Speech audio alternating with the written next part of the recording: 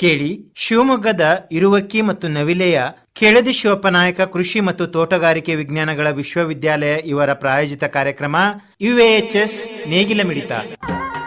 ನಮಸ್ಕಾರ ರೈತ ಬಾಂಧವರೇ, ನನ್ನ ಹೆಸರು ಆಶಿಕಾ. ಕೃಷಿ ವಿಜ್ಞಾನಗಳ ಮಹಾವಿದ್ಯಾಲಯ ಇರುವಕ್ಕಿಯಲ್ಲಿ ಕೃಷಿ ಅರ್ಥಶಾಸ್ತ್ರದಲ್ಲಿ ಸ್ನಾತಕೋತ್ತರ ವಿದ್ಯಾರ್ಥಿನಿ. ನಾನು ಇಂದು ಅಪ್ಪೆಮಿಡಿ ಬಗ್ಗೆ ಮಾತನಾಡುತ್ತಿದ್ದೇನೆ. ಕರ್ನಾಟಕ ರಾಜ್ಯವು ವಿವಿಧ ರೀತಿಯ ಉಪ್ಪಿನಕಾಯಿ ಮಾವು ದೊರೆಯುವ ಅನನ್ಯ ರಾಜ್ಯವಾಗಿದ್ದು, ಉಪ್ಪಿನಕಾಯಿಗೆ ಬಳಸುವ ಅಪ್ಪೆಮಿಡಿ ಪ್ರಖ್ಯಾತವಾಗಿದೆ. ಉಪ್ಪಿನಕಾಯಿಯು ಪ್ರತಿ ಭಾರತೀಯ ಭೋಜನಗಳಲ್ಲಿ ಒಂದು ಅವಿಭಾಜ್ಯ ಭಾಗವಾಗಿದೆ.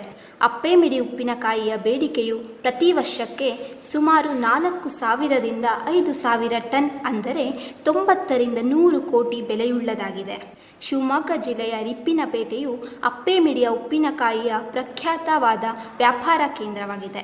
ಮಾರ್ಚ್ ಮತ್ತು ಏಪ್ರಿಲ್ ತಿಂಗಳಲ್ಲಿ ಸುಮಾರು ಲಕ್ಷಗಳಷ್ಟು ವಹಿವಾಟು ನಡೆಯುತ್ತದೆ. ಅಪ್ಪೆಮಿಡಿಯ ಬೇಡಿಕೆಯು ಮಾರುಕಟ್ಟೆಯಲ್ಲಿ ಕೇವಲ 10ರಲ್ಲಿ 1 ಭಾಗದಷ್ಟು ಮಾತ್ರ ಪೂರೈಕೆಯಾಗುತ್ತಿರುವುದರಿಂದ ಇವುಗಳನ್ನು ಸಾಧಾರಣವಾದ ಮಾವಿನಕಾಯಿಯ ಮಿಡಿಯೊಡನೆ ಮಿಶ್ರಣ ಮಾಡುತ್ತಿದ್ದಾರೆ. ಅಪ್ಪೆಮಿಡಿಯ ಉತ್ಪನ್ನಗಳನ್ನು ಹೆಚ್ಚು ಮೌಲ್ಯಯುತವಾಗಿದ್ದು, ಅವುಗಳ ಸಂರಕ್ಷಣೆಯ ಕಡೆಗೆ ಗಮನ ಹರಿಸುವುದು ಬಹುಮುಖ್ಯವಾಗಿದೆ. ಇಂತಹ ಚಿಕ್ಕ ಗಾತ್ರದ ಮತ್ತು ಉತ್ತಮ ಗುಣಮಟ್ಟದ ಮಿಡಿ ಮಾವು ಉತ್ತರ ಕನ್ನಡ ಜಿಲ್ಲೆಯ ಶಿರಸಿ, ಸಿದ್ದಾಪುರ, ಯಲ್ಲಾಪುರ, ಕುಮಟ, ಹೊನ್ನಾವರ ಮತ್ತು ಶಿವಮೊಗ್ಗ ಜಿಲ್ಲೆಯ ಸಾಗರ, ಸೊರಬ, ಹೊಸನಗರ ಹಾಗೂ ತೀರ್ಥಹಳ್ಳಿ ಪ್ರದೇಶಗಳಲ್ಲಿ ಹೆಚ್ಚಾಗಿ ದೊರೆಯುತ್ತದೆ. ಅಪ್ಪೆಮಿಡಿ ಒಂದು ಸಾಮಾನ್ಯವಾದ ಮಾವಿನ ಮಿಡಿಯಲ್ಲ. ಇದು ತನ್ನದೇ ಆದ ವಿಶಿಷ್ಟವಾದ ಪರಿಮಳ ಮತ್ತು ರುಚಿಯನ್ನು ಹೊಂದಿದೆ. ಇತರೆ ಉಪ್ಪಿನಕಾಯಿಗಳಿಗೆ ಹೋಲಿಸಿದರೆ ಅಪ್ಪೆಮಿಡಿ ಉಪ್ಪಿನಕಾಯಿಯನ್ನು ಮಾತ್ರ ಸುಮಾರು ವರ್ಷಗಳ ತನಕ ತಾಜಾವಾಗಿ ಸಂಸ್ಕರಿಸಿಡಬಹುದು. ಅಪ್ಪೆಮಿಡಿಯನ್ನು ಅದರ ಮೂಲ ಸ್ಥಾನದ ವೈವಿಧ್ಯತೆಯ ಮೇರೆಗೆ ಅನೇಕ ಹೆಸರುಗಳಿಂದ ಕರೆಯಲಾಗುತ್ತಿದೆ. ಇದರ ಮರವು ಮೃದುವಾಗಿರುವುದರಿಂದ ಹಾಗೂ ಗಾತ್ರದಲ್ಲಿ ಬೃಹದಾಕಾರವಾಗಿರುವುದರಿಂದ ಇದನ್ನು ದೋಣಿ ನಿರ್ಮಾಣ ಮಾಡಲು ಬಳಸುತ್ತಿದ್ದಾರೆ. ಅಪ್ಪೆಮಿಡಿಗಳು ಹೆಚ್ಚಾಗಿ ಪಶ್ಚಿಮ ಘಟ್ಟಗಳಲ್ಲಿ ಸಿಗುತ್ತದೆ. ಮರಗಳು 100 ವರ್ಷಗಳಷ್ಟು ಪುರಾತನವಾಗಿದ್ದು ತುಂಬ ಎತ್ತರದಲ್ಲಿರುವುದರಿಂದ ಕಾಯಿಗಳನ್ನು ಕೊಯ್ಯುವುದು ಬಹಳ ಕಷ್ಟಕರ. ಆದುದರಿಂದ ಜನರು ಮರದ ರೆಂಬೆಗಳನ್ನು ಕತ್ತರಿಸುತ್ತಿದ್ದಾರೆ. ಇದರಿಂದ ಮರಗಳು ಬೇಗನೆ ಸಾಯುತ್ತವೆ. ಹೀಗಾಗಿ ಅಪ್ಪೆಮಿಡಿಯ ಸಂರಕ್ಷಣೆ ಅತಿ ಅವಶ್ಯಕವಾಗಿದೆ. ಇದರ ಆರ್ಥಿಕ ಮಹತ್ವವನ್ನು ಅರಿತ ಹಲವಾರು ಖಾಸಗಿ ನರ್ಸರಿಗಳು ಅಪ್ಪೆಮಿಡಿಯ ಕಸಿ ಮಾಡಿ ತಮ್ಮದೇ ಆದ ಹೆಸರಿನಲ್ಲಿ ವ್ಯಾಪಾರ ನಡೆಸುತ್ತಿದ್ದಾರೆ. ಇದು ಅಪ್ಪೆಮಿಡಿಯ ತಳಿಗಳನ್ನು ಗುರುತಿಸುವಲ್ಲಿ ಗೊಂದಲ ಸೃಷ್ಟಿ ಮಾಡುತ್ತಿದೆ. ಅಪ್ಪೆಮಿಡಿಯ ಕೆಲವು ವಿಶೇಷ ಗುಣಲಕ್ಷಣಗಳು. ಅಪ್ಪೆಮಿಡಿಯನ್ನು ಸಾಮಾನ್ಯವಾಗಿ ನದಿ ತೀರಗಳಲ್ಲಿ, ಸಣ್ಣ ತೊರೆಗಳಲ್ಲಿ ಮತ್ತು ಕಣಿವೆ ಪ್ರದೇಶಗಳಲ್ಲಿ ಕಾಣಬಹುದಾಗಿದೆ.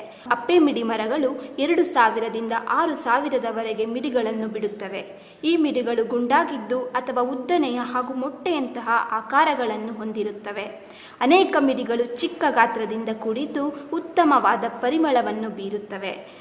ಮಿಡಿಕಾಯಿಗಳನ್ನು ಉಪ್ಪಿನಕಾಯಿ ತಯಾರಿಕೆಯಲ್ಲಿ ಬಳಸುತ್ತಾರೆ. ಕೆಲವು ವಿಧದ ಮಿಡಿಗಳನ್ನು ಪ್ರತ್ಯೇಕವಾಗಿ ಉಪ್ಪಿನಕಾಯಿಯ ಅಷ್ಟೇ ಅಲ್ಲದೆ ಬೇರೆ ಅಡುಗೆಗೂ ಬಳಸುತ್ತಾರೆ.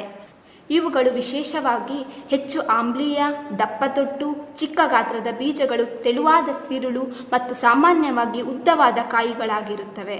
ಅಪ್ಪೆಮಿಡಿಯಿಂದ ತಯಾರಿಸಿದ ಉಪ್ಪಿನಕಾಯಿಯನ್ನು ಸುಮಾರು 2ರಿಂದ 5 ವರ್ಷಗಳವರೆಗೆ ಇಟ್ಟು ಉಪಯೋಗಿಸಬಹುದಾಗಿದೆ.